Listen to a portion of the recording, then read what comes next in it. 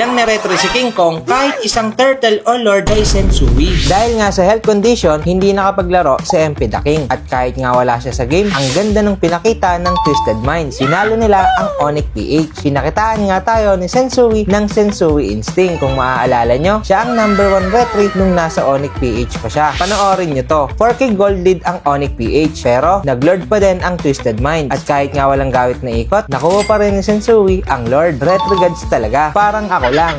Ito pa ang isa. Third Lord na to. Lamang pa din ang Onyx PH ng 2K. At na-mega na din nila ang top lane. Pero grabe ang ginawa ng Twisted Minds. Ang tapang nila maglaro. High risk, high reward talaga. At kahit nga nakapwesto pa si King Kong, si Sensui pa din ang nakakuha ng Lord. Pero hindi lang sa retry palo si Sensui. Pati na din sa mga ipet. Sobrang crucial ng huli niya dito kay King Kong para ma-takedown agad. At dahil nga wala ng assassin ng Onyx PH, lumamang na ang Twisted Minds sa teamfight. At nahabol na nila ang gold lead ng Onyx PH. At sa huling teamfight nga ng game, nahuli ni Kaloy si Super Prince at napilitan ng bumakap ang Onyx PH, pero na out of position sila. Kaya nagkaroon ng opportunity si Lansu na mahuli si Kelra at na-force niya ang flicker. Dahil nga wala ng flicker si Super Prince, Kelra, tapos wala pang revitalize si Brusco, lamang na agad sa spell ang Twisted Minds. Sign na to para pumalag. At hindi na nga nila sinayang ang opportunity. At dahil nga late game na, ang sakit na ni Sean at nausea. Kaya nabubutas na ang frontline ng Onyx PH. At dahil nga na minus 3 nila dito ang Onyx, nakuha na nila ang Lord. At na-close na nila ang series na may score na 2-1. At nakanood na naman tayo ng Absolute Cinema. Kayo, sino ang MVP nyo sa game na to? Kasi sobrang deserving nung 5 player. At yun lang, parang updated kayo sa mga gandang laban na ganito, huwag nyo kalimutan magpa-follow ha. Sana may natutunan kayo. Sana makatulong.